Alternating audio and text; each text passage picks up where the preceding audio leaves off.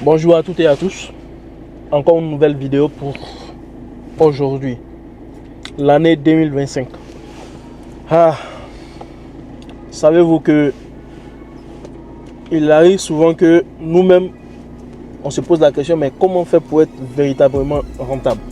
Mais la seule question que sûrement vous vous êtes pas posée, c'est comment les banques font pour avoir toujours l'avance sur les retail traders comme nous, c'est-à-dire les traders particuliers. Alors, je me mets en route et je vais vous expliquer le pourquoi. Ok? Un instant que je me mets en route.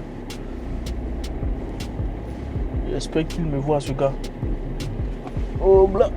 Oh, un instant. Ok. Alors, pour ceux qui viennent de me prendre en marche pour la première fois sur cette chaîne, sachez que ici, on parle que du trading. Au début, pour cette chaîne, j'ai voulu seulement me baser sur le trading de l'or.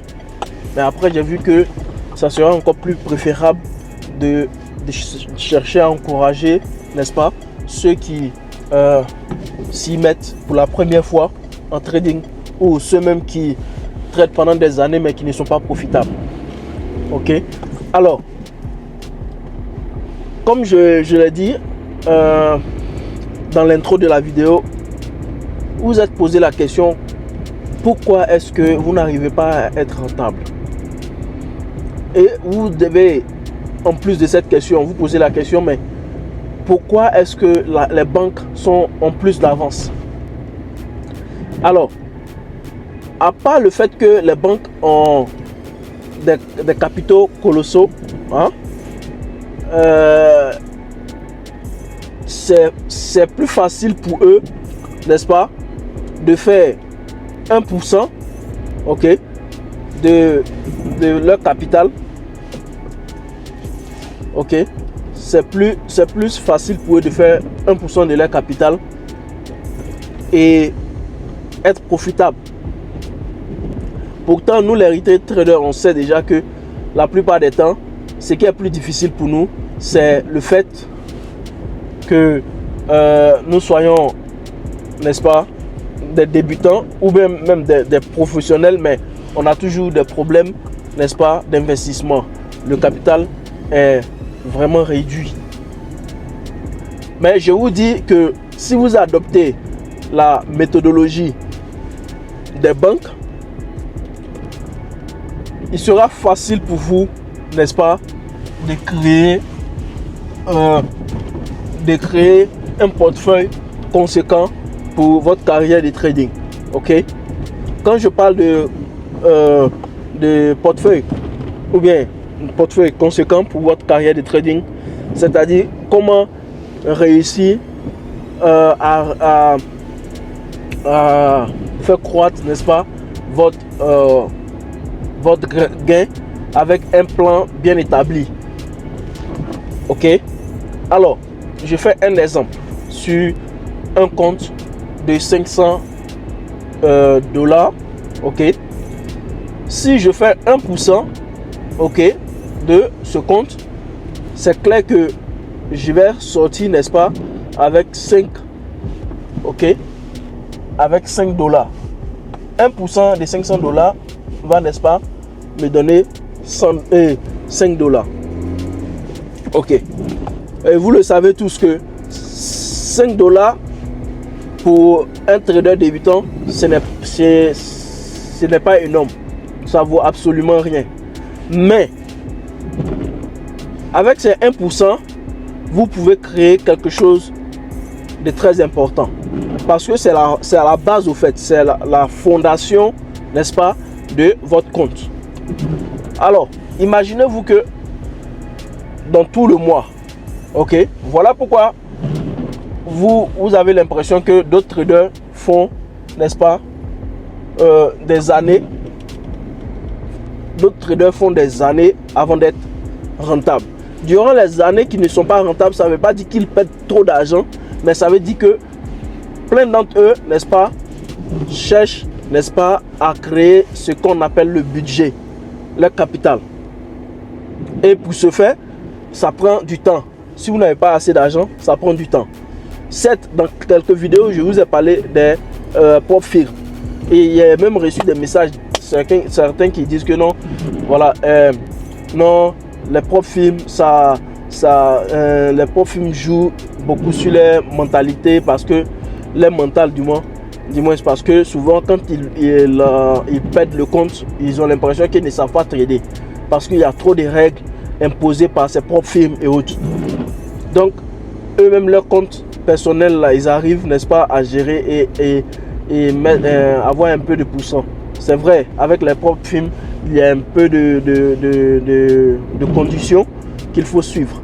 Donc si vous ne voulez pas faire, n'est-ce pas, ces propres films là, c'est clair que vos $500 du début, vous allez commencer à accroître, n'est-ce pas, votre compte à, disons, 1% de votre compte. Ok, vous pouvez le faire par jour, vous pouvez même le faire par semaine. Ok, donc si par jour, vous savez que vous avez 5 jours, ok, dans la semaine. Donc sur les $500, ok, vous allez chercher 1% par jour. Donc les 5 jours, en une semaine, vous avez $25. Vous allez peut-être voir que les $25 sont peu pour certains d'entre vous. Pourtant, ces $25 vont s'additionner, n'est-ce pas, vont être additionnés aux $500. Donc du coup, à la fin de la semaine, vous avez quoi? Vous avez $525. La seconde semaine, ça ne sera plus, du moins, ça ne sera plus $25, mais ça sera plus. Ça sera plus que, ok, puisque en plus, excusez-moi, je vais voir si je peux garder ici.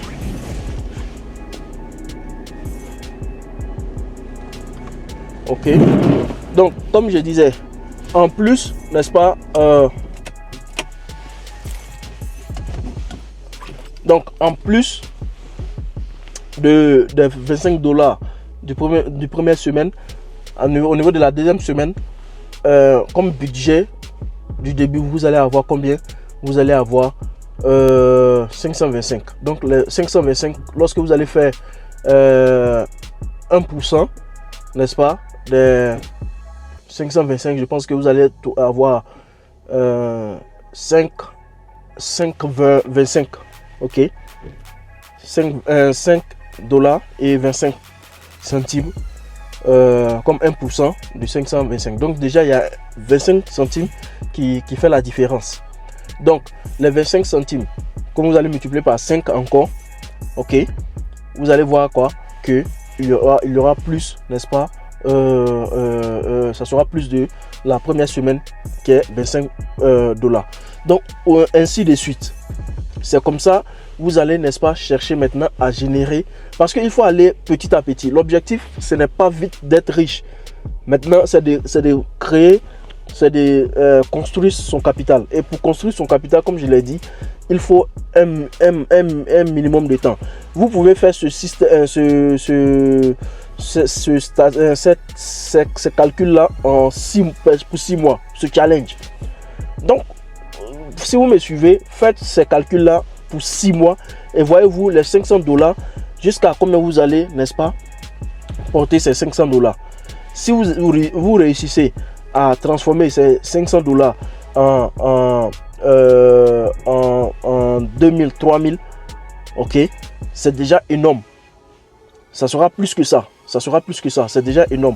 Et c'est comme ça que vous allez commencer à accroître votre capital. Comme je l'ai dit, la première année, il ne faut pas penser à être rentable ou quoi, mais pensez au pourcentage respecté. Vous cherchez 1% seulement par jour de votre capital et vous allez voir que au fur et à mesure, vous allez vite, n'est-ce pas, croître votre capital et chercher à changer, n'est-ce pas, à entamer du moins la carrière de trader. Donc, en un mot, c'est comme ça, les banques cherchent à trader. Seulement 1%, pas plus, pas moins. Ok. Et beaucoup de ces banques-là font en long terme, mais la plupart font maintenant même des trading.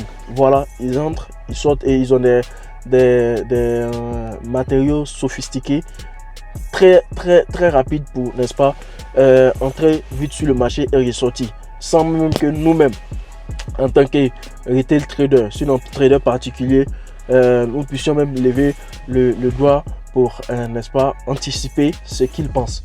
Donc c'est un peu ça. Et sur ce, moi je vous dis bonne journée. N'oubliez pas, 2025, ça doit être l'année qui change tout.